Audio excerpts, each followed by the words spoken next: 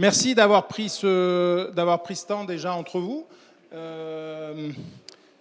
Si vous venez ici pour chercher une recette détaillée, et voilà, c'est mal barré. Voilà. En revanche, si vous venez chercher des idées d'ingrédients, tout ça, ça peut le faire. Ça va déjà, hein, qu'il n'y ait pas de déçus à la fin. Ce que je vous propose, c'est faire un tout petit temps, mais vraiment très rapide, dans chacun des deux groupes qui ont travaillé, enfin des deux parties, sur désigner la tête de liste. Vous reconnaissez bien sûr ici une pépite, et ici, non pas une bouse, mais un caillou. Voilà, ça aurait pu être. C'est un caillou. Donc, pépite caillou, c'est quelque chose qu'on aime bien utiliser pour, voilà, juste un petit truc qui vous a semblé chouette. On commence par désigner la tête de liste. Est-ce que dans le groupe qui était au fond là-bas, je te reconnais, tu étais là-bas. Est-ce qu'il y a une petite pépite ou un caillou pour désigner la tête de liste que tu ressortirais de ce que vous vous êtes dit, ou quelqu'un d'autre du groupe? Les autres, comme ça, vous avez le temps de réfléchir. Hein. Ouais. Ok, donc, pour toi, pépite? Ok, pépite. On va pas rentrer dans le détail de ce que vous avez fait et tout ça, mais l'élection sans candidat, pour toi, c'est vraiment une pépite dans le... Ouais, l'élection sans candidat, c'était une pépite parce que nous, on déjà dit, on n'avait personne qui voulait être candidat. Donc, ça a été une solution. Voilà, on s'est bloqué, on était bloqué complètement parce que on n'avançait pas. Personne ne voulait rejoindre le groupe parce qu'on c'est qui la tête de liste, c'est qui la tête de liste. Beaucoup de gens sont obsédés par ça, donc on avait besoin de cette tête de liste. Donc, on s'est dit, on va se poser puis on va faire une élection sans candidat. On va pas plus loin que ça. Voilà. Une autre pépite pour désigner la tête de liste dans ceux qui ont travaillé là-dessus?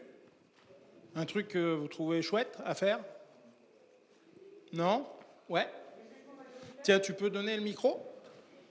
Le jugement majoritaire, j'ai appris ce que c'était à cette occasion. Je ne savais pas du tout. D'accord. Et le jugement majoritaire, ça vous a servi à désigner la tête de liste? Non, mais pourquoi pas?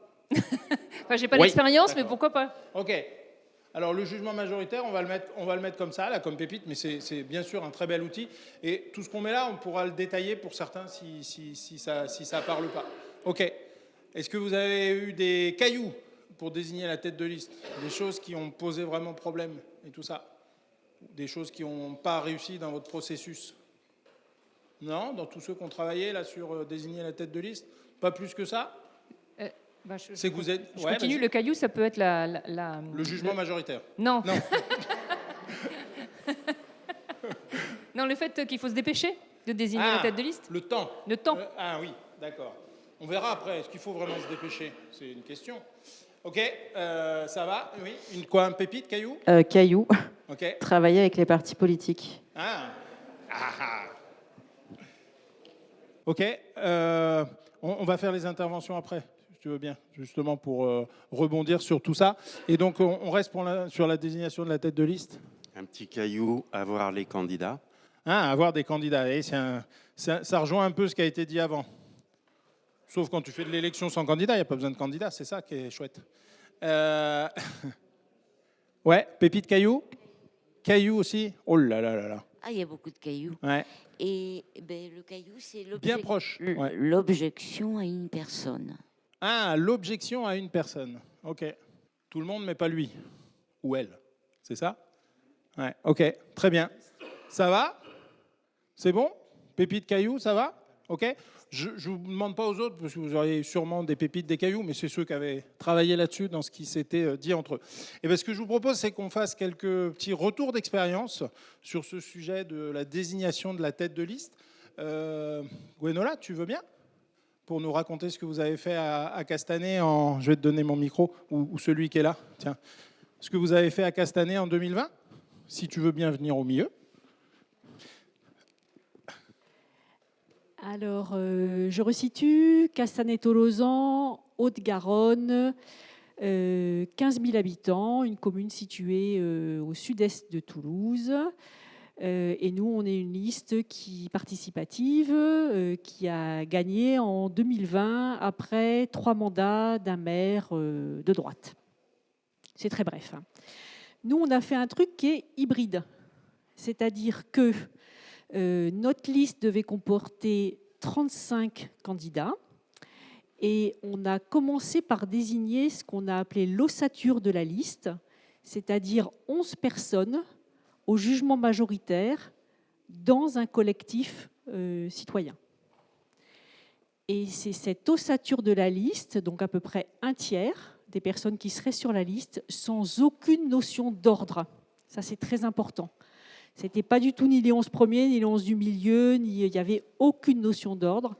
Et c'est ces 11 personnes qui, au cours d'une soirée, le temps était bien délimité, en faisant appel à la facilitation en intelligence collective d'une personne extérieure, ces 11 ont désigné la tête de liste au cours d'une élection sans candidat. Donc, au sein des 11. Ce que tu es en train de me dire, c'est que vous avez utilisé les deux pépites, voilà, l'une après l'autre. Ouais. Trop bien. Ouais. Tu veux ou je... Vas-y. Je te laisse expliquer. Ouais. Alors, le jugement majoritaire, pour faire rapide, le jugement majoritaire, qu'est-ce que c'est? Une élection normale, vous le savez, supposons qu'il y a 6 candidats, prenez une élection présidentielle, c'est quelque chose qu'on visualise bien, vous êtes obligé de prendre un bulletin de vote, je vote pour lui ou pour elle. Et celui qui gagne, c'est celui qui a le plus de voix. C'est comme ça que ça marche, vous êtes d'accord? Dans le jugement majoritaire, c'est pas ça. C'est-à-dire que tout le monde va avoir autant de voix, puisqu'on va pouvoir s'exprimer sur tous les candidats. Et donc, dans le jugement majoritaire, vous allez avoir un bulletin de vote avec vos 6 candidats, et il y aura, dans ce sens-là, des mentions, ce qu'on appelle des mentions. Et ces mentions seront, par exemple, à rejeter, pas terrible, par exemple, hein, vous voyez, voilà. Ces mentions, vous les créez vous-même. Voilà. Donc, à rejeter, pas terrible, pourquoi pas, bien, très bien. En général, il y en a 6. Voilà, là, je vous en ai dit que 5, mais en général, il y en a 6. Et donc, vous allez positionner vos 6 candidats. Vous allez dire, celui-là, il est plutôt bien. Celui-là, il est plutôt à rejeter. Voilà. Celui-là, il est plutôt très bien. Et celui-là, il est plutôt moyen. Et un autre que vous trouvez très bien aussi, vous avez le droit d'en mettre 2 à très bien. Vous pouvez mettre les tous à très bien. Par exemple, les gens il y a des gens qui disent, si on faisait du jugement majoritaire, le vote blanc, ça serait de mettre tout le monde à rejeter. Ça serait une forme de vote blanc. Pour dire j'en veux pas, c'est une forme d'expression. Voilà. Une fois qu'on a fait ça, on va dépouiller tous ces résultats et on va s'intéresser à ce qu'on appelle la médiane. Donc la médiane, c'est l'endroit, supposons qu'il y a 1000 votes qui ont été faits, c'est l'endroit où il y aura 500 votes d'un côté et 500 votes de l'autre. Par exemple, pour un candidat qui a eu plutôt des mentions bien et très bien, essentiellement, on va avancer comme ça, on va compter, à rejeter il en a 12, puis après il en a 20 dans moyen, et puis ainsi de suite. Et finalement, la 500e mention, elle arrive dans bien. Et puis le reste, c'est du très bien. Et donc, lui, sa mention, c'est très bien. C'est bien, pardon. C'est bien. Là où se trouve la médiane. Les autres, on va tous faire pareil.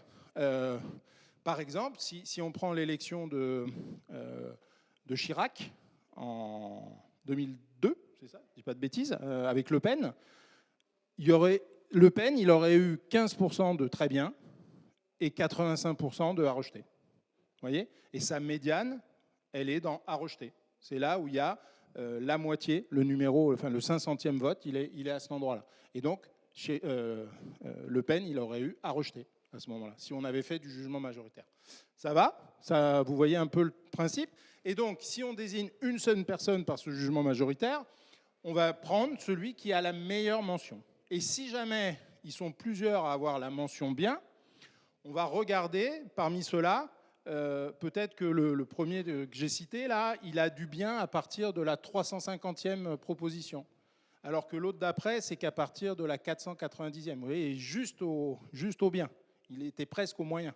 Et donc, on va prendre celui qui a le plus de bien et de très bien à ce moment-là. Voilà. C'est ça le principe du jugement majoritaire. Nous, on a fait ça à Saint-Médard pour désigner les 13 personnes qui allaient être, les 13 hommes qui allaient être sur la liste. Et on a fait un deuxième jugement majoritaire pour désigner les 13 femmes qui seraient sur la liste, dans le collectif. Exactement comme ça a été fait à Castanet. Oui, nous, on l'a organisé aussi, voilà, évidemment, pour que ça soit paritaire. Pour que ça soit paritaire. C'était 6 hommes et 5 femmes, puisqu'avec voilà, 11, on ne pouvait pas faire l'égalité.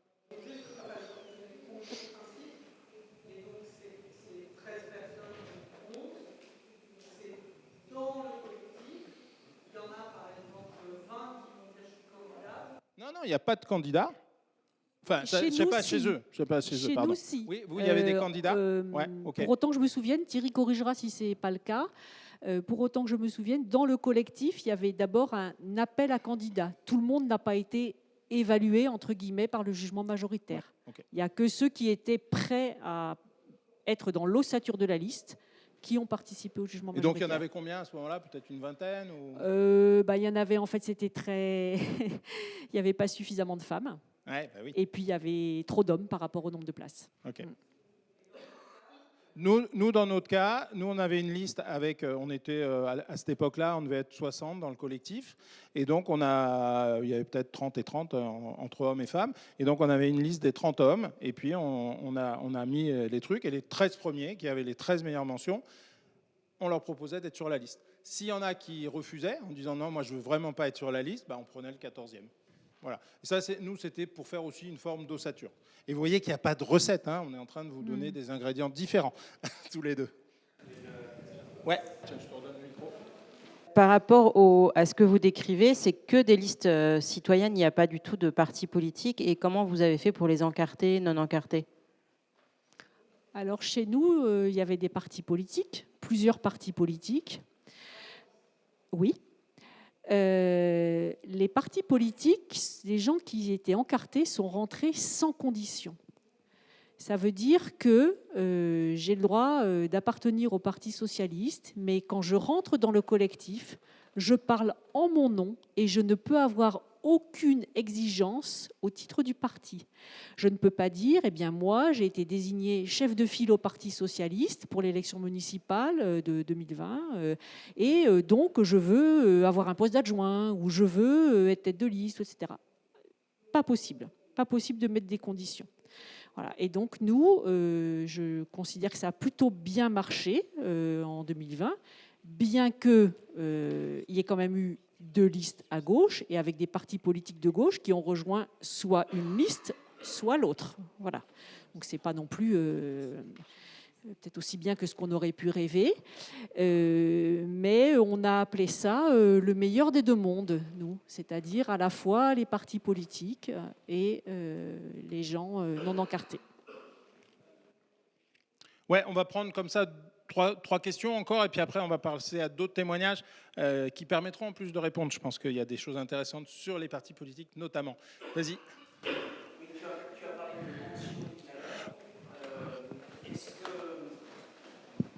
Maurice Bourca-Gental, département de la Loire. Tu as parlé de mentions tout à l'heure. Est-ce que vous avez travaillé sur les critères de ces mentions? C'est-à-dire, je veux dire, par exemple, la question de la disponibilité, d'une compétence particulière, d'une expérience antérieure Ok, si c'était la même question. Alors non, c'est pas sur la mention qu'on travaille ça. En revanche, on avait parlé de qu'est-ce qu'on attend d'un élu. Et donc, on attend d'un élu qui soit disponible, qui soit ceci, qui soit cela, qui pense intérêt général qui pense nous plutôt que je, et ainsi de suite. Vous voyez, tout ce qu'on peut imaginer. Donc, on avait réfléchi un peu à tout ça, au travers notamment d'une charte qu'on avait écrite, la charte de l'élu dans notre collectif. Et donc, après, les mentions. Et tout à l'heure, je vous ai dit, par exemple, dans une élection présidentielle, on pourrait avoir une mention à rejeter.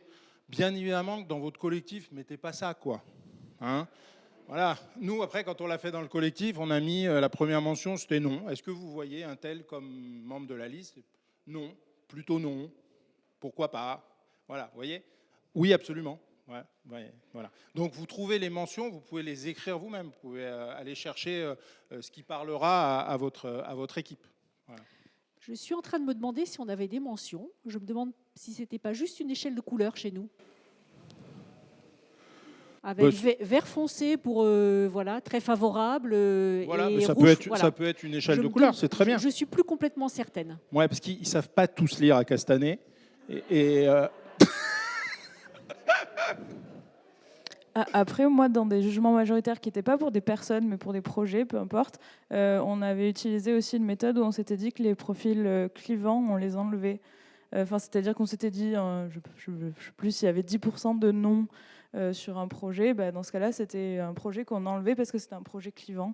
Et voilà, je trouve que c'est intéressant de se poser cette question, ce paramètre-là potentiellement dans un jugement majoritaire de plus, s'il y a trop de profils qui sont à rejeter. Ouais. C'est peut-être que même si la personne elle a une moyenne à bien parce qu'elle a eu que des très bien et des non, c'est peut-être Oui. qu'il y a une raison et qu'elle est très clivante. Je me permets de rebondir sur ce que tu dis, Léa. Bien évidemment, quand on dit ça, c'est une fois que le jugement majoritaire est terminé, on ne prend pas forcément le résultat brut de pomme tel qu'il est. C'est-à-dire que supposons qu'il y a quelqu'un qui sorte globalement avec la mention très bien, parce que globalement, plus de la moitié des gens le pensent super bien, cette personne, mais qu'il y en a quand même 10-12 qui ont mis à rejeter. Il faut se poser la question. Et donc, il faut faire souvent un temps de gestion par consentement derrière, ou d'ASO, ou d'objection, d'exprimer pourquoi. Parce qu'il y a peut-être quelqu'un qui, avec cette personne, a vécu quelque chose de très difficile en termes d'oppression, en termes de tout ça, que les autres ne savent pas, ou qui sait des choses. Bah oui, ça peut faire partie de la vie. Et donc, ça vaut le coup d'aller chercher... voilà. Si jamais il y a quelqu'un qui vous dit ouais, d'accord, mais... cette personne, elle a des affaires judiciaires ou tout ça, vous voyez. Alors c'est embêtant, enfin, je prends des cas extrêmes, mais ça peut arriver. Donc c'est important aussi, le jugement majoritaire, le résultat en soi n'est pas une fin... Voilà, mais par contre, nous, on n'avait pas du tout anticipé qu'il puisse y avoir ce genre de choses. Et ce qui me semble important, là, quand j'entends ça, c'est que, par contre, il faut l'avoir décidé avant. On ne va pas dire, une fois qu'on a le résultat... on va le traiter comme ci ou comme ça, quoi. Il faut avoir décidé avant de la manière dont on va le traiter. Exactement. Et je crois que nous, on avait décidé qu'on le prendrait brut de pomme, le résultat, et que c'est comme ça qu'on a fait. La tête de liste, et je dirais... Ah bah l'ossature, oui, c'était... Là, on parlait du jugement majoritaire pour l'ossature. Oui, parce que la tête de liste est arrivée très très très largement en tête. Il n'y a eu aucun problème pour la désigner par jugement, par élection sans candidat. Ok. Juste pour dire qu'ensuite la liste finale des 32, puisque nous c'est 32, ça s'est fait donc à un petit groupe de 5-6 personnes. Voilà. Ok. Alors, peut-être signaler aussi que dans les 15 premiers, c'était quand même une majorité de gens qui avaient des cartes dans les partis. Qui est un peu majoritaire quand même. Okay. On va revenir sur les processus essentiellement. Donc vous voyez un peu ce qui s'est passé à Castanet. Encore une question, puis après je vais proposer à Étienne de nous parler de Bayonne.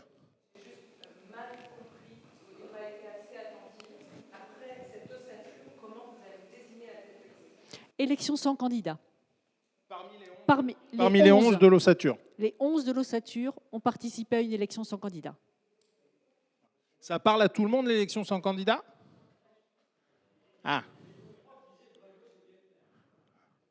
Oui, mais... OK. Alors, est-ce qu'il faut un peu expliquer l'élection sans candidat rapidement? OK. L'élection sans candidat, c'est qu'il n'y a pas de candidat. Et ça, c'est déjà... Non, mais comme quoi, le titre est annonciateur.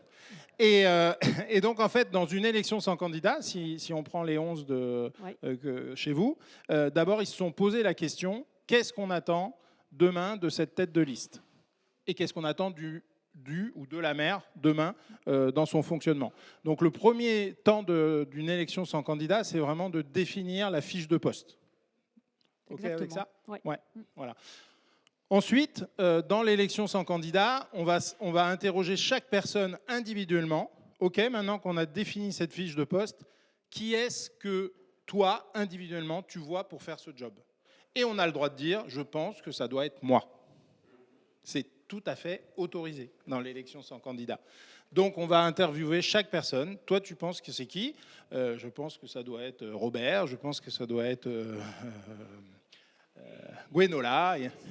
Et on explicite pourquoi. C'est-à-dire qu'en fait, on argumente, je pense que ça doit être Thierry, parce que justement, par rapport à la fiche de poste, il est très disponible, il a la capacité de... voilà, je ne sais pas quoi, enfin voilà. Et donc, oralement, et on fait ça sur un post-it, et c'est visible de tout le monde, et voilà. Et donc, le facilitateur, celui qui anime ce temps, donc vous, c'était facilité par l'extérieur. Tout à fait. Hein, on verra que c'est important sur ces temps-là de ne pas faciliter en interne. C'est un peu compliqué de faciliter ces temps-là en interne.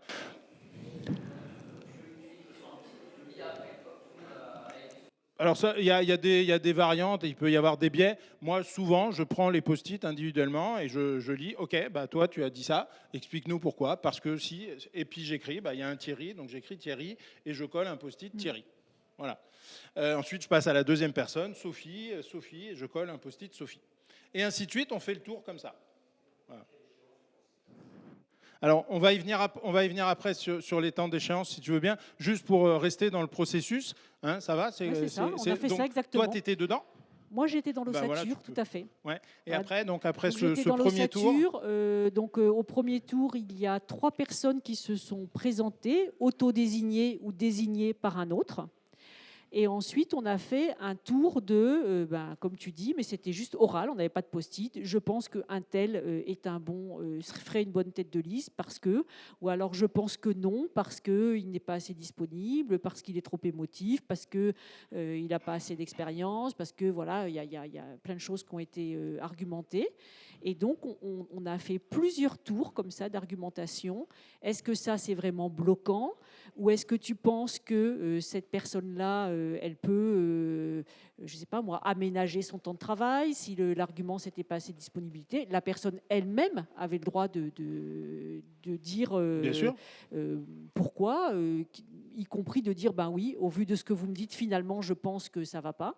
Et on est sorti relativement facilement, au bout de, je dirais, peut-être 2 heures ou 2 heures et demie de temps. Moi, j'avais le privilège d'être en visioconférence. J'étais la seule, malheureusement. Mais et on a désigné notre tête de liste relativement facilement comme ça. Okay. Pour finir sur le processus tel qu'il est, que vous avez un tout petit peu trituré, j'ai l'impression, mais c'est bien. Hein, peut-être j'ai mauvaise mémoire aussi. Voilà. Non, mais une fois que vous avez tous les noms qui ont été dits par les personnes qui participent à l'élection sans candidat, donc il y a une personne qui va avoir 12 post-it, puis une autre qui va en avoir 8. Et puis il y en a qui en ont qu'un. Voilà, Laurence, elle en a qu'un, par exemple. Et donc, on fait un deuxième tour. On fait un deuxième tour de parole et on demande chacun individuellement à chaque personne, est-ce que tu veux conserver ton vote ou est-ce que tu veux le changer vis-à-vis des arguments que tu as entendus? Et souvent, les gens la personne qui avait voté pour Laurence, par exemple, bon, il se dit, ça semble pas quand même, Laurence, être la personne qu'il faut par rapport à ce que pense l'ensemble du collectif ou l'ensemble de la liste ou l'ensemble des 11. Et donc, elle a le droit de dire, bon, finalement, je ne prends pas Laurence et je prends Bernard. Voilà. Donc, on fait un deuxième tour pour finaliser ce travail par rapport aux arguments qu'on a entendus. Et ça, c'est vachement intéressant. Hein. On est vraiment dans l'intelligence collective. On a entendu des trucs, on a compris des trucs. Et donc, on va arriver souvent avec 2 personnes qui ont vraiment beaucoup de post-it, quoi. Voilà, peut-être une troisième, une quatrième. Et normalement, dans la théorie de l'élection sans candidat, il y a parole au centre, ce qu'on appelle, et on attend que quelqu'un se lève pour dire « je pense qu'il faut étudier cette personne-là ». Voilà. Ça, c'est la théorie des gouvernances partagées, de la sociocratie et tout ça. Nous, on considère à fréquence commune, c'est que s'il y en a une qui est arrivée avec un peu plus de voix ou un peu plus de suffrage, on commence par étudier cette personne-là. Voilà, c'est un peu cette variante qu'on fait par rapport à la théorie de la sociocratie. Et donc, on va dire, OK, maintenant, puisqu'on a tout ça, que Bernard, lui, il a 25 voix et que le deuxième, il en a 19, on va étudier Bernard. Et on va étudier, est-ce que ça pourrait être Bernard? Est-ce que ça pourrait être Bernard, notre tête de liste? Et on va faire ce qu'on appelle, à ce moment-là, un tour d'objection. Est-ce que quelqu'un a une objection à ce que ce soit Bernard, notre tête de liste? Et donc, le tour d'objection, j'imagine que vous connaissez un peu ces objections. Les objections, ça doit être, est-ce qu'il y a vraiment un risque pour les collectifs que ce soit Bernard? Est-ce qu'il y a un risque pour vous que ce soit Bernard? Alors peut-être la femme de Bernard va dire oui, il y a un risque parce que moi voilà, si elle fait partie du collectif, pourquoi pas, vous voyez. Et donc elle pourrait individuellement dire il y a un risque. Et puis d'autres personnes pourraient évoquer qu'il y a un risque. Et Bernard lui-même, nous ça a été le cas à Saint-Médard-en-Jalles quand Cécile a été désignée par ce processus en tête, en termes de tête de liste. J'étais en tête après le premier tour. Et après le deuxième tour, c'est Cécile qui était en tête. Et donc on a étudié Cécile. Voilà. Notamment parce que j'avais dit des choses, moi, à titre personnel, où j'avais dit que je pensais que c'était important que ce soit une femme par rapport à ce que moi je considérais du rapport au pouvoir des hommes et des femmes, voilà, et du fait que moi j'avais déjà une expérience d'élu, et voilà, et donc il y a plein de gens qui avaient voté pour moi et qui ont considéré ma parole à ce moment-là et qui ont décidé de reporter leur bulletin sur Cécile. Et voilà, et c'était vraiment un temps incroyable. Et Cécile n'aurait jamais été candidate, jamais. Elle était en train de prendre des notes, elle voyait son nom. Oh là là. Et donc Cécile, elle a eu une objection qui était de dire est-ce que mon administration sera d'accord, parce qu'elle est directrice d'école, pour que je m'arrête de travailler et me mettre en disponibilité. C'était ça son objection. Donc il a fallu qu'elle voit si cette objection pouvait être levée. Mais vous voyez, c'est vraiment ça. Et on va faire ensuite un tour d'objection. Et s'il n'y a pas d'objection pour que ce soit Bernard, eh ben Bernard, il est désigné tête de liste. C'est trop bien. S'il veut bien, bien sûr, et on commence souvent par lui pour demander ça. Je vais demander après à Étienne de venir raconter à Bayonne, sauf si tu as des compléments. Ouais, c'est bon. Ouais. Alors, ouais, juste après, là-bas, là et là. Ça va? Vas-y, prends le micro, ouais.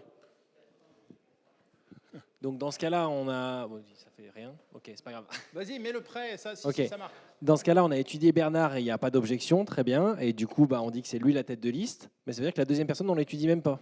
Bah non. Ok. Voilà. Non, Bernard, il est arrivé avec plus de voix, on y va, quoi. Ok. Mais du coup, il y a quand même une question d'ordre, parce que du coup, le premier qu'on va étudier, il a plus de chances, entre guillemets, de... S'il a eu plus de voix parmi les 30, les 50 qui font ça, voilà, c'est que déjà, il y a une forme de, pas de consensus, mais de tendance à ce que ce soit plutôt lui. Et s'il n'y a personne qui a d'objection, bien sûr que celui qui avait plutôt voté pour Laurence, il préférait que ça soit Laurence. Mais s'il n'a aucune objection à ce que ce soit Bernard, allons-y, quoi. Vous voyez, c'est ça le principe de l'élection sans candidat. Souvent, dans la DASO, on dit, dans la décision à zéro objection, on dit, est-ce que je peux vivre avec ? Et donc voilà, est-ce que tu peux vivre avec le fait que ce soit Bernard? Et si tu as vraiment une objection, on va la traiter. Mais voilà. Vas-y, j'essaye d'alterner homme-femme et après je reviens vers toi, Marc. Ouais, il arrive. Tu viens, Étienne, après? Tu disais que l'élection sans candidat était intervenue au sein de l'ossature, mais qu'au moment de la désignation de l'ossature, il manquait des femmes. Comment vous avez fait et est-ce qu'il manquait encore des femmes quand vous avez fait cette élection sans candidat? Non, pardon, j'ai sans doute pas été assez précise. En fait, l'ossature, elle a été désignée en 2 temps. Et il y a eu un premier temps où il n'y avait pas suffisamment de femmes. Donc, je ne sais pas, il y en a peut-être 2 qui sont rentrées à ce moment-là. Et il y avait, je ne me rappelle plus exactement, mais je crois qu'il y avait déjà les 6 hommes qui sont rentrés. Et ensuite, le collectif s'est enrichi. Il y a des personnes qui ont réfléchi et les autres femmes sont rentrées à ce moment-là. Et l'élection sans candidat est lieu avant. Tout à fait. Avec 6 hommes et 5 femmes, pour la pratique. Marc, tu avais une question. Dans le groupe des 11, imaginons que moi, je vois 4 personnes. Je dois choisir ou... Choisir, c'est renoncer. Mais oui, il faut choisir. Alors, j'ai exposé, cas d'ailleurs où je suis dedans, où je suis carrément. Je vois 4 personnes que je choisirais. Pour moi, les 4 sont équivalentes. J'argumente pour chacune ou je fais comment? Non. Moi, si je viens au Havre animer une élection sans candidat, je vais venir te voir. Je vais dire, Marc, qui c'est que tu vois comme tête de liste? Qui c'est que tu vois comme tête de liste? Et il va falloir, oui, que tu te décides, que tu choisisses un post-it. Ouais, il va falloir. Non, mais voilà, c'est vraiment important que ça se passe comme ça. Et à un moment, il va bien falloir le faire. Voilà. Mais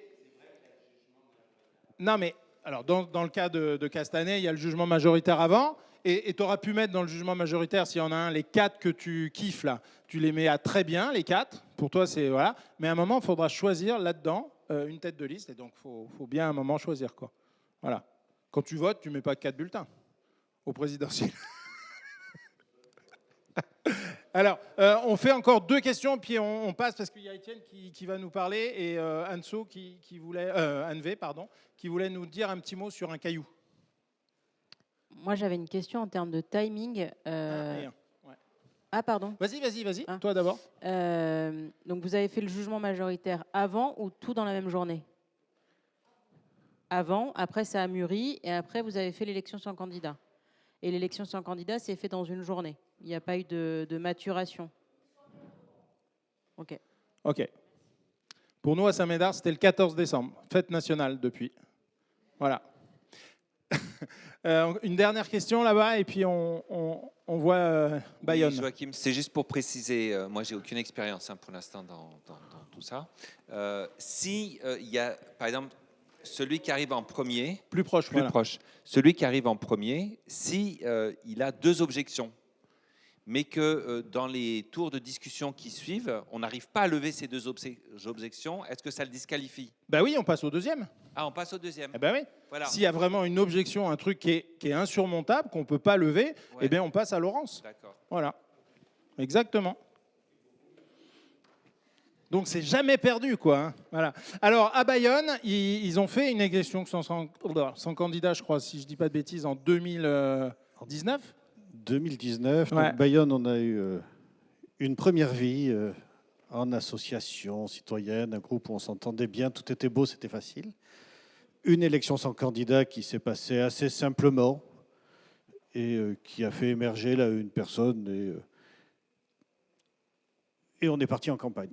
Et après, entre les 2 tours, on a fait 11%. Bayonne, c'est 54 000 habitants.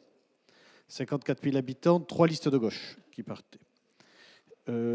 Entre les 2 tours, nous sommes rentrés en négociation, et là, dans une négociation avec les partis, qui s'est passée de manière assez difficile et qui a laissé un certain nombre de regrets pour ceux qui sont restés. Donc on a décidé assez rapidement, d'ailleurs sous l'impulsion d'un parti, 1 an après les élections, de commencer à discuter, à essayer de faire le bilan. Pourquoi 3 listes de gauche? Pourquoi est-ce qu'on ne réussit pas à partir ensemble et à commencer à travailler? Alors nous, ce qu'on voyait de passionnant, c'était cette opportunité de créer de l'acculturation. C'est-à-dire on a commencé à travailler avec des facilitateurs. Et on a eu une phase assez agréable de travail avec les partis.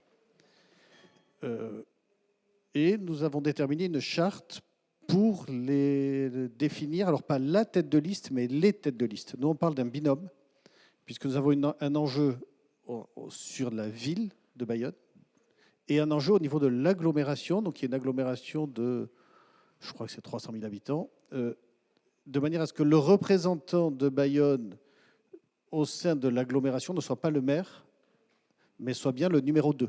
Et on est un peu parti dans cette idée d'avoir un binôme homme-femme, tête de liste, l'un qui consacrerait son énergie à la mairie, l'autre son énergie au niveau de l'agglomération. Pardon ? Et l'autre à l'agglomération.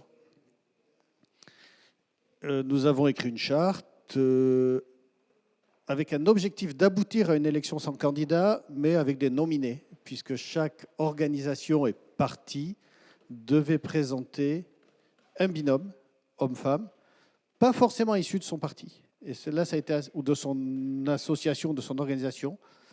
Et nous en sommes à cette étape, puisque actuellement, nous attendons de finir un peu ce tour de table des partis pour arriver sur l'élection sans candidat, pour déterminer ce fameux binôme. Et nous sommes retardés parce qu'on a un partenaire qui est un coup avec nous, un coup sans nous, puisqu'il n'arrive pas à s'entendre avec lui-même.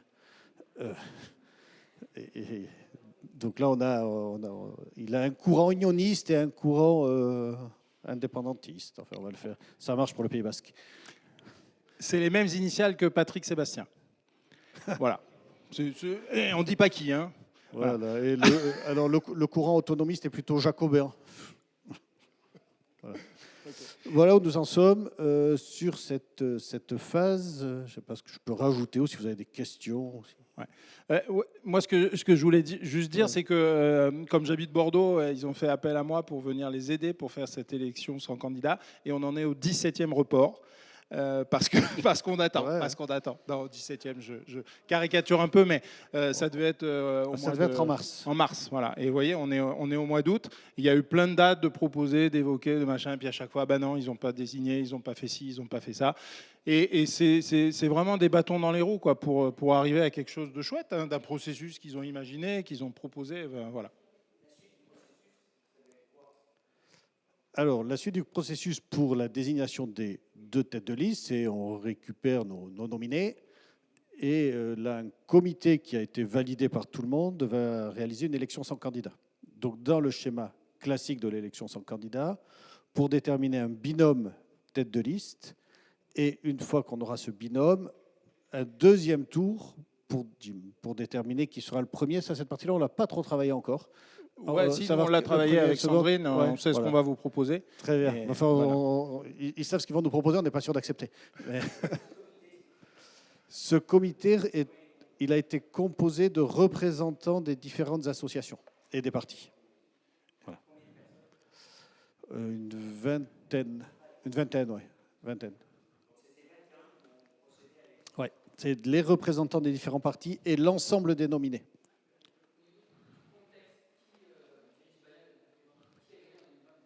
Alors, Bayonne est dirigé par une coalition, enfin, une équipe, un maire centre droit, alors, qui a un peu navigué, et avec un certain nombre d'adjoints plutôt droite.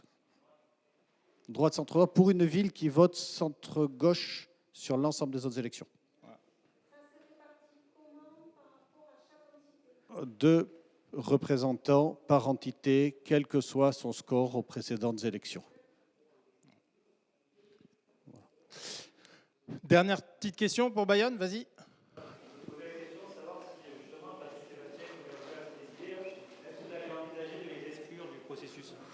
Alors on n'est pas... Donc, je me posais la question, vu que Patrick Sébastien, il a du mal à se décider. Est-ce que vous avez envisagé de les exclure du processus du binôme, en fait? Alors, on envisage d'exclure personne. Enfin, ce n'est pas du tout dans notre philosophie. Par contre, on envisage d'avancer fortement, sachant qu'il y aura un temps sur les têtes de liste, puis la création d'une association citoyenne où des individus vont pouvoir venir travailler et participer après sur la deuxième étape qui va être la constitution de la liste. Et Patrick Sébastien, s'il décide d'emménager à Bayonne, pourrait candidater à faire partie de l'association au moins. Après, il a 2-3 objections qui feront que sur la liste, ça peut être plus compliqué. Ok. Merci beaucoup, Étienne. Vous voyez qu'on a vu différentes façons de faire de cuire les légumes, là. Dans la pureté de l'élection sans candidat, normalement, ça devrait être la liste qui choisit la tête de liste. Il faudrait la liste dans son ensemble pour choisir la tête de liste. À Castanet, ça a été 11 personnes. À Bayonne, ça va être 21 représentants des différents partis. À Saint-Médard-en-Jalles, chez nous, ça a été l'ensemble du collectif qui ont participé à la désignation. Donc, pensez-le, réfléchissez-le, ayez un cercle qui pense à ça, à ces processus de désignation des candidats. Et il n'y a pas de bonne recette ou de mauvaise, il y a des inspirations à avoir. Posez-vous la question. Nous, ça semblait évident que même ceux qui ne sont pas sur la liste avaient le droit de participer à la désignation de la tête de liste. Et pour autant, ce n'est pas forcément la meilleure idée, j'en sais rien. Voilà. Et peut-être à 11, c'est bien aussi. Vas-y, Gwenola.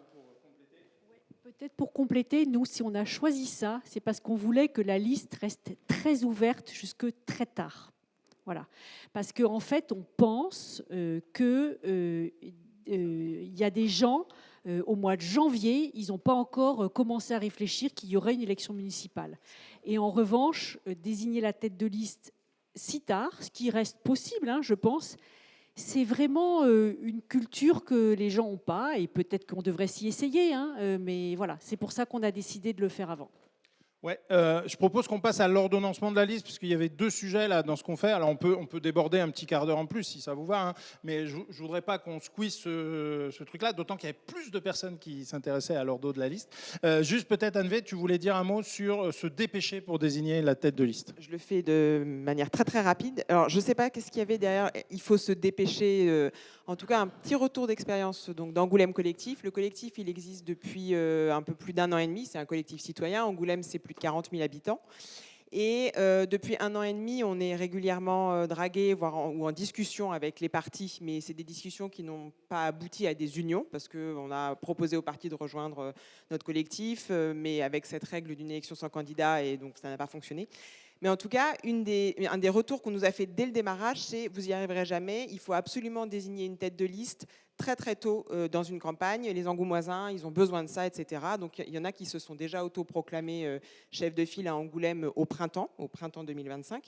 Et nous, on a dit non, pour nous, ce n'est pas l'urgence. Et on s'était dit, bon allez, on le fera en septembre, parce que comme ça va quand même calmer les ardeurs de ceux qui disent « ah mais si, c'est vrai quand même, ils nous stressent, peut-être qu'on fait n'importe quoi ».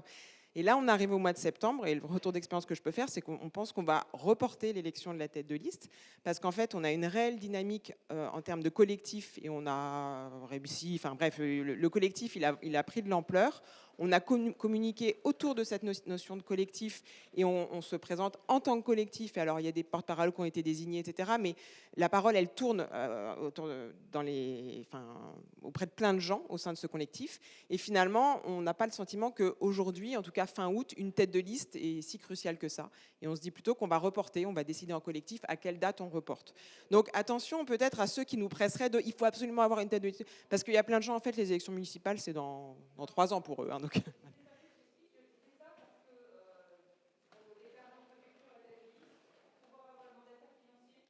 Oui, mais il y a d'autres possibilités de faire différemment.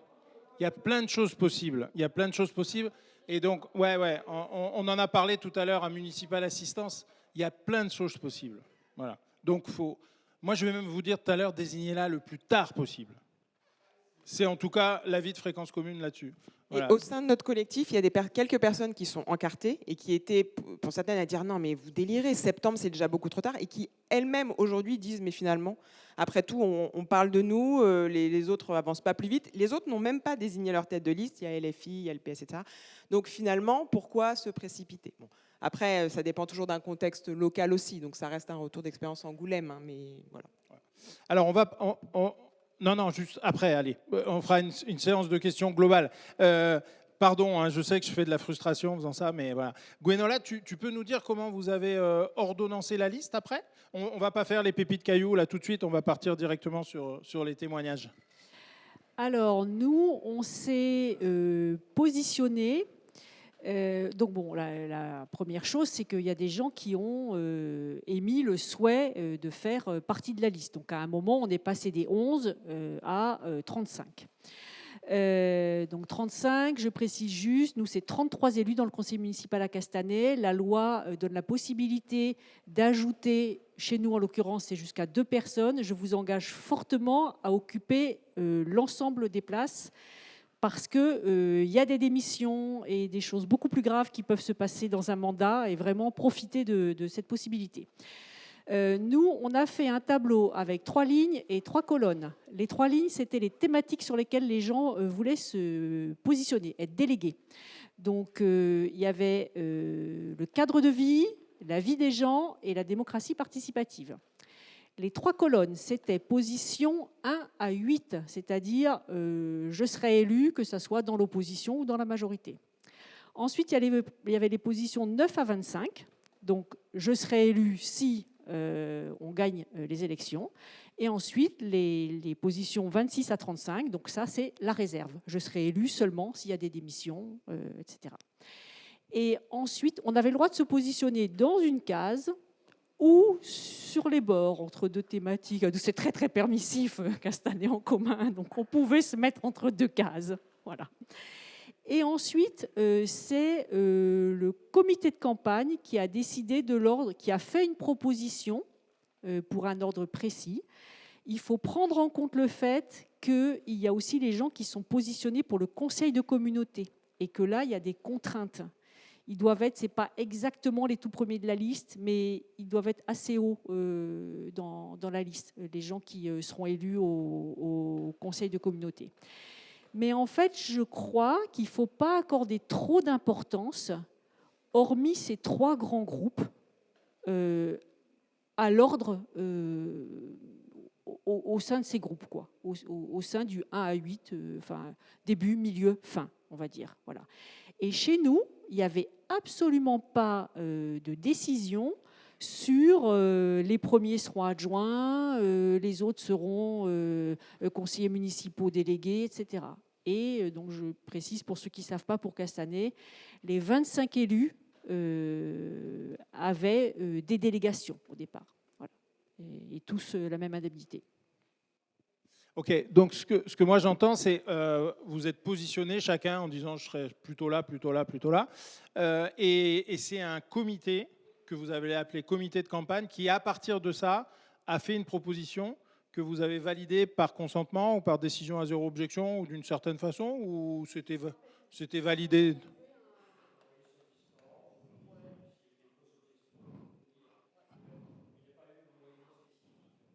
D'accord, ok. Ouais, peut-être. Le comité de campagne, c'était le directeur et la directrice de campagne. Donc il y avait un binôme qui avait été proposé et validé pour ça.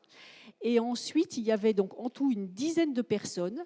Et c'était le représentant de chacun des groupes qu'on avait. Donc par exemple, le groupe porte-à-porte, le groupe com, le groupe affichage, le groupe comité de soutien. Voilà, on avait désigné des groupes de travail comme ça et d'action. Et c'était ça le comité de campagne. C'était ces représentants de ces groupes. Voilà. Ouais, d'accord. Ok, super. Vous voyez, là encore une façon de faire. Des questions là-dessus? Ouais, pardon, le micro. Alors là, je voulais clarifier, moi, au niveau. Enfin, j'ai une question sur la partie légale. Quand on parle ordonner la liste, ma première question, c'est est-ce que c'est bien la liste qu'on dépose à la préfecture? C'est de ça dont on parle? C'est ça. Ok, très bien. Donc là, a bien été dit que peu importe l'ordre, ça n'a pas d'impact sur ensuite comment le collectif désigne qui que ce soit, c'est-à-dire la tête de liste, etc. etc. Alors, c'est juste de clarifier ça. Ouais. Qu'est-ce que ça a voulu dire par peu importe l'ordre? Ce que je veux dire, c'est que celui qu'on avait choisi comme tête de liste, il était premier. Voilà, ça c'est puisqu'on l'avait choisi comme tête de liste. D'accord. Donc si on fait, une élection, si on choisit quelqu'un qui est tête de liste, il faut le mettre en premier. Ah bah oui, c'est la définition de la tête de liste. Mais ça ne sera pas forcément lui qui sera élu maire dans la légalité. Mais dans notre mode de fonctionnement à nous, c'était la tête de liste qui devenait maire. Voilà. Mais légalement, ce n'est pas le cas. Voilà. Et bien entendu, les listes, c'est shabadabada. Hein, une femme, un homme, ou une femme, un homme, etc. Un homme, une femme. Il y a aussi cette contrainte. Et il y a la contrainte de la communauté de communes que je donnais. D'accord. Ouais, juste pour donc la communauté de communes, tu voulais dire que effectivement dans les X premiers, ceux qui iront obligatoirement à la communauté de communes sont dans les X premiers. Ouais.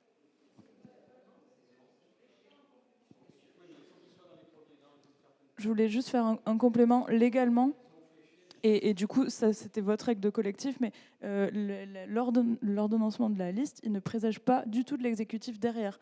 Il peut être une indication de la volonté du collectif, si le collectif le décide, mais vous avez aussi le choix de faire une tête de liste et un ordonnancement qui ne correspond pas à ce que ça veut dire d'un exécutif, en gros, maire et adjoint, quoi. Bon, voilà. En général, on essaie de faire coller les choses, mais ce n'est pas forcément le cas. Il peut y avoir des raisons de ne pas le faire, etc. Et par contre, effectivement, le seul endroit où il y a une importance, c'est pour la Comcom ou l'Aglo, ou la métropole, peu importe. Et on peut quand même s'en extraire de l'ordre.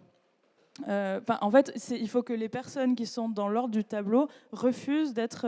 fassent, je sais plus si c'est un acte de démission ou je sais plus quoi, mais il y a un truc il faut exprimer le fait qu'on ne veuille pas être délégué à la Comcom, à l'Aglo ou à la métropole. Ce que nous, on a fait à peine, par exemple, c'est pas nos adjoints qui sont... il y a une personne qui n'est pas adjointe qui est déléguée à la Comcom et nos adjoints ont refusé. Oui, bonjour. Christophe, j'étais à Cadenet en 2020. Donc, juste pour la blague, pour le truc d'avant, on avait une mode d'élection qui était très très bien pour tout le monde. C'est-à-dire qu'on avait, c'est ce que j'appelle l'unanimité -1. C'est-à-dire qu'il y avait une personne qui voulait qu'on organise quelque chose pour désigner la tête de liste. Elle s'appelait Samantha. Et puis les 26 autres, ils voulaient que ça soit Samantha qui soit la tête de liste. Donc ça a été très facile à choisir. Alors oui, en fait c'est plus un caillou dans la chaussure, c'est-à-dire que on a eu, il y a eu quelqu'un qui a eu une mauvaise idée au moment de l'ordonnancement de la liste. C'était moi en l'occurrence, je me suis rendu compte après, qui m'était dit qu'il fallait qu'on choisisse les adjoints en même temps. Et ça a été un bordel monstre. Voilà. Et puis après, pour l'anecdote, on a passé notre temps, j'ai passé mon temps à expliquer les positions stratégiques, c'est-à-dire les élus, la limite des élus à la mesure, ce que tu as expliqué tout à l'heure. Ouais, et ils n'ont toujours pas compris. En général, c'est premier tiers, vous serez élu, oui, que vous gagnez ou que vous perdiez. Entre le premier et le deuxième tiers, vous serez élu que si on gagne, que si vous gagnez. Et au troisième tiers, vous ne serez pas élu. Alors, sauf si vous gagnez à 80%, bien évidemment. C'est plutôt un quart, trois quarts. Hein. Voilà. Et sauf s'il y a des démissions après derrière où vous allez pouvoir monter après. C'est plutôt un quart, trois quarts. Ouais, ou quart, moitié quart. Ouais. Quart, moitié quart. Voilà. Ouais, ok, pardon. J'ai essayé de leur expliquer, ils n'ont toujours pas compris. Non, mais ça, on pourra rentrer dans les détails si vous avez besoin juste après. Il n'y a pas de souci. Tu peux passer à la casquette bleue. Bon, alors en plus, on était au même endroit, mais c'était juste pour le complément de la Comcom. Nous, on est clairement, les gens qui étaient ciblés à l'Interco n'étaient pas du tout dans les 6 premiers. Quoi. Parce que nous, on n'en avait que 6. Ils n'étaient pas dans les 6 premiers, mais justement, tu as un petit sigle avec CC qui précise qui va être élu, mais ils doivent être, je crois qu'il faut qu'ils soient dans les 10 premiers ou un truc comme ça. Il faut qu'ils soient dans les 2 premiers tiers ou un truc comme ça. Il y a toute une règle, mais ça, vous la trouverez, vous inquiétez pas. Hein, c'est indiqué, mais oui. je crois qu'en fait... Et elle y est déjà, la tête de liste. Si Exactement. Bêtise, il faut mais au moins qu'il on soit va peut-être pas rentrer dans ces détails-là parce que c'est. juste pour oui, mais tout à fait. Il faut juste qu'il soit dans les gens qui vont être surélus si vous gagnez. Quoi. Okay. Ça, en fait. Une question là et là, et puis on s'arrête sur les questions, on refait un peu de témoignages. Un petit cas d'école, imaginons qu'un collectif décide que la tête de liste n'effectuera que la moitié d'un mandat en tant que maire, parce que c'est déjà pas mal en fait, 6 ans. Elle démissionne au bout de 3 ans, cette personne. Est-ce qu'on peut procéder à nouveau à une élection sans candidat pour désigner qui fera la deuxième partie du mandat? Tu connais ma vie. Non, parce que j'ai vécu ça en tant que facilitateur. Léa, qui est à Penn, dans le Tarn, et va pouvoir compléter tout ça, ils avaient décidé que Laurence, la maire en l'occurrence, ne serait pas forcément maire jusqu'au bout du mandat et qu'il y aurait un temps de revoyure. Oui, et donc on l'a fait un tout petit peu plus tôt que prévu. On l'a fait à 2 ans de mandat parce qu'il y a eu une petite crise avec la première adjointe, autour de la première adjointe de l'époque, qui a démissionné juste après d'ailleurs. Mais peu importe, on avait dit qu'à la mi-mandat, on le revoyait et on a finalement décidé de ne pas le faire. Enfin, non, on l'a fait, pardon, mais on a reconduit Laurence. C'était plutôt comme ça que j'aurais dû le dire. Et, pour plusieurs raisons. Et une qui était très interne et qui était liée à la crise, liée à la première adjointe et à la démission, et qu'on ne voulait pas envoyer une image d'équipe non soudée ou quoi, ce qui n'était pas le sujet là de l'élection sans candidat, de rechoisir un nouvel exécutif. Et la deuxième raison qui était qu'on était un peu vu comme les autres services à la Comcom et qu'on commençait à peine à stabiliser une certaine image et qu'on trouvait difficile de recommencer ce travail de sérieux aux côtés de la Comcom. Donc ce qu'on a fait à ce moment-là, c'est qu'on a reconduit la maire, on a changé notre exécutif par contre. Voilà. On a... de mémoire, on n'a qu'un adjoint en commun entre notre premier exécutif. Non, 2 adjoints, je crois. On est 5, nous, à l'exécutif. Enfin, j'en fais pas partie, d'ailleurs. Il y a 5 personnes. Et on a conservé 3 personnes sur 5, voilà, en comptant la maire.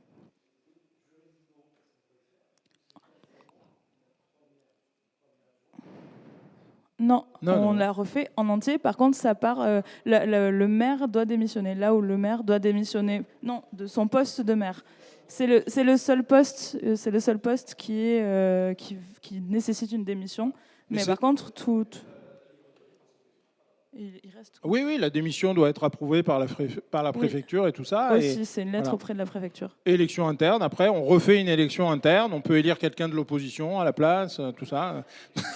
Après, pour Penn, du coup, elle n'avait pas démissionné. On a fait notre élection sans candidat sans s'être soucié des procédures. Et comme on l'a reconduite, il n'y a pas eu de démission et de réélection. Voilà.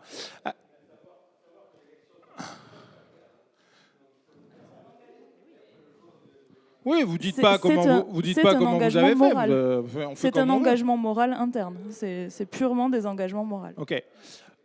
Je propose qu'on... Ah non, il y avait une question, une dernière là. C'est surtout parce que je n'ai pas compris les lignes. Cadre de vie, vie des gens et des démocraties participatives. Je ne vois pas le...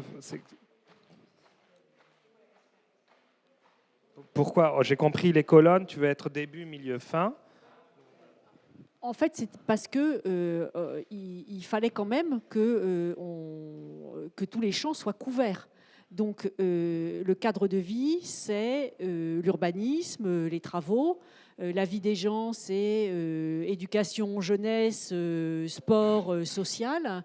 La démocratie participative, c'est toutes les instances qu'on a mises en place. Voilà. Et si tu veux, on avait besoin de, comme on avait décidé qu'on ne décidait pas des adjoints, des conseillers municipaux délégués à ce moment-là, qu'ensuite on a fonctionné en binôme, trinôme et qu'on n'avait pas constitué les binômes, trinômes, il nous fallait un minimum d'organisation. Ok, ça va. C'était pour aider ceux qui allaient faire la proposition de liste. Voilà. Et donc peut-être qu'ils ont été chercher celui qui s'est mis en 25e, mais qui était le seul qui voulait parler d'urbanisme. Ils ont dit, bah, ça serait bien que tu viennes quand même. Juste un caillou, parce que nous, on a fait la même chose que Gwenola à Castanet. Au départ, on s'est dit, soirée tranquille, on a jusqu'à minuit au bar, là, pour ordonnancer la liste. Et donc, on a proposé à chacun et chacune de dire, de mettre une pastille verte s'il se sentait plutôt à être dans le haut de la liste, de mettre une pastille bleue s'il se sentait plutôt à être au milieu de la liste, et de mettre une pastille rouge s'il se sentait plutôt à être en bas de la liste. Et on a fait ça, et qu'est-ce qui s'est passé? D'après vous, où étaient toutes les femmes? Tout en bas. Où étaient tous les hommes? Tout en haut. Tout en haut. Voilà. Et quand vous devez faire une liste paritaire derrière, bah, c'est très compliqué. Et donc, c'est plutôt une mauvaise idée, même si vous, après, c'est intéressant parce que tout ça, ça a servi à faire une proposition derrière. Et nous, on a passé 4 heures à essayer de comprendre pourquoi il se passait ça et tout ça. Et c'est tout simplement notre culture, ce qui se passe dans notre vie tous les jours, hein, ce patriarcat, ce machin, avec les mecs qui ont aucun doute, hein, et ils vont y aller, et les femmes qui se sentent moins légitimes, et ainsi de suite. Et ça a été vraiment un truc compliqué. On a même fait une réunion spéciale pour parler de ça. On a fait du soin. Voilà. Et donc, on a changé de processus. Et ce processus, cette fois, ça a été de dire chacun d'entre nous fait une liste en respectant l'ordre. Et donc, chacun a fait sa liste avec Cécile qui était notre tête de liste. Et après, on mettait un homme, une femme, voilà. Moi, j'ai récupéré en tant que facilitateur l'ensemble des listes que chacun avait fait. Et on a fait, grâce à ça et grâce à Excel, une liste moyenne. Voilà. Et cette liste moyenne a servi de proposition. Voilà. Et à partir de cette liste moyenne, on a fait une DASO, décision à 0 objection. Est-ce qu'il y avait un problème? Et donc, il y a des gens qui sont remontés, d'autres qui sont redescendus, et ainsi de suite. Hein. Voilà, ça s'est très, très bien passé. Et c'est une façon un peu de se sortir de ça. Faire cette liste moyenne, moi, j'ai trouvé ça plutôt intéressant. Il y en a qui n'ont pas voulu le faire. Ils disaient non, j'ai pas envie de le faire. Ben voilà, donc sur les 39 de la liste, il y en a, je ne sais plus combien, qui ont fait cette liste moyenne. Enfin, cette liste, pardon, chacun a fait sa liste. Et, voilà. Et moi, je me suis dit, quand on va faire la décision à 0 objection à partir de cette liste moyenne, alors qu'il y a une femme qui se trouvait 3e, une autre qui se trouvait 5e, alors qu'elle s'était mise en rouge. Et donc, je me suis dit, on va avoir des objections. Ça va être l'enfer, cette décision à 0 objection. Et là, pas d'objection. Parce que j'ai été discuter avec mes copines. J'ai dit, mais alors... ah oui, mais c'est pas pareil.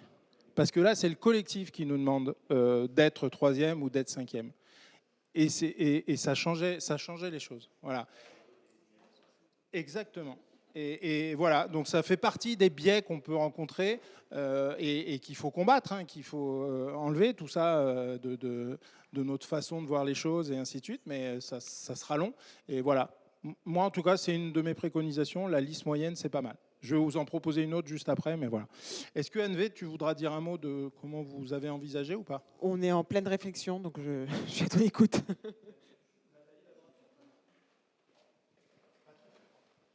Juste un point de clarification. Quand tu dis chacun a fait sa liste, c'est chaque membre du collectif qui a fait sa liste. Non, nous on a fait le choix, là c'était les membres de la liste. Voilà. Okay. Chaque processus, voilà. On était plutôt vers la fin, là, au mois de janvier. Et juste avant de déposer la liste, on a dit c'est vraiment les 39 de la liste qui vont faire ce travail.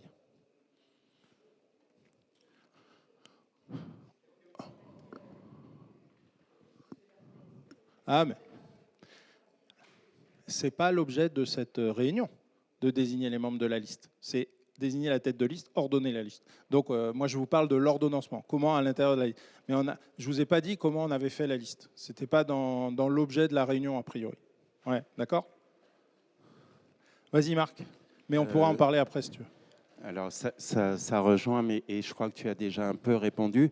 La tête de liste, ça peut être très tard, décembre, janvier. La liste, elle se constitue à quel moment? Et j'ai une question subsidiaire hors débat, mais à quel moment le programme? Ouais, alors c'est très bien, ça fait le lien avec ce qui avait été dit tout à l'heure. Étienne, tu voudras dire un mot toi sur l'ordo? Non, c'est bon? Par rapport au timing, on s'arrête là pour les témoignages. Merci beaucoup, hein, désolé, je ne vous ai pas trop fait parler longtemps, pour les témoignages. Ça va quand même? Ouais. Tu veux dire un mot, Léa? Très court, vas-y. Et après, je conclue en vous donnant quelques réponses à ce qui a été dit. Moi, c'est un caillou global, que ce soit sur ordonner la liste ou désigner la tête de liste. Le plus gros écueil, tu avais beaucoup insisté là-dessus l'année dernière, c'est de ne pas avoir choisi les méthodes avant de commencer. Voilà, c'est le classique on n'a pas prévu qu'on allait être élu au premier tour d'un seul coup. Et en fait, on n'a pas le temps de l'entre-deux tours pour choisir la tête de liste ou l'exécutif, bref, peu importe le sujet en fait, mais quand il s'agit des gens, il faut absolument être clair sur les méthodes avant de commencer le processus de décision, sinon c'est foutu. Alors, pardon? Non, je ne l'ai pas fait pour gagner un peu de temps, on est plus parti sur les témoignages. Je voudrais finir avec ce que j'ai appelé moi des fiches 5 sur 5. Parce qu'à un moment, je me disais, qu'est-ce que je pourrais leur raconter? J'ai vu mes doigts, j'ai dit, ça fait 5. Voilà. Donc 5 idées. 5 idées qui me semblent importantes, mais ce n'est pas l'alpha et l'oméga, c'est ce que je pense moi. Et ça rejoint exactement ce que tu viens de dire, Léa. La première chose, valider le mode de désignation. On va commencer par la tête de liste. En AG de votre collectif, sur proposition d'un cercle. Donc faites bosser un cercle là-dessus. Qui réfléchit comment on va désigner la tête de liste et en AG du collectif, parce que c'est une décision forte et importante, valider ce processus. Mettez-vous d'accord, c'est comme ça qu'on va faire pour désigner notre tête de liste. Définir clairement ce qu'on attend de la tête de liste et ce qu'on attend du maire, de la maire, à partir du moment où il sera élu. Au sein de l'élection sans candidat, si vous en faites une, ou d'autres façons, mais désignez vraiment ça. C'est super important de bien savoir ce qu'on veut. Posez-vous la question si la désignation se fait avant l'ordonnancement, voire pendant l'ordonnancement. Parce qu'on a parlé de désigner la tête de liste, mais on pourrait faire un ordonnancement où le premier, il devient tête de liste. Vous voyez, souvent, on met à part cette désignation de tête de liste parce que c'est un moment fort, important et tout ça, mais on pourrait se dire, dans la liste moyenne qu'on aurait pu faire, nous, on aurait pu dire, on désigne dans l'ordre les 39, puis celui qui sera arrivé en premier, ça aurait été potentiellement dans la proposition la tête de liste. Vous voyez, on pourrait faire du 2 en 1. Posez-vous la question ou si vous le faites avant. Décidez si le choix se fait dans la liste ou avec tout le collectif ou avec seulement 11 personnes. Voilà, c'est à se poser comme question. Il n'y a pas de bonne réponse. Et mon point de vue, désigner la tête de liste le plus tard possible. Ce qu'on dit, nous, souvent, à Fréquence Commune, c'est le projet, la liste, la tête de liste. Eh bien, c'est décembre, puisque vous allez devoir déposer la liste en janvier. Fin janvier, normalement, si je ne dis pas de bêtises. Hein. Ouais, c'est à peu près un mois avant.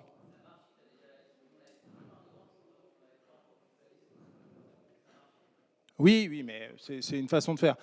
Nous, il faut se dire que dans nos réunions publiques, pourquoi je vous dis ça? C'est parce que vous n'êtes pas à l'abri de tomber, alors peut-être pas sur la tête de liste, parce que souvent c'est quelqu'un qui a plutôt été là depuis plusieurs mois, plusieurs machins, mais vous n'êtes pas à l'abri de tomber au mois de janvier sur des personnes qui seraient trop bien dans votre liste.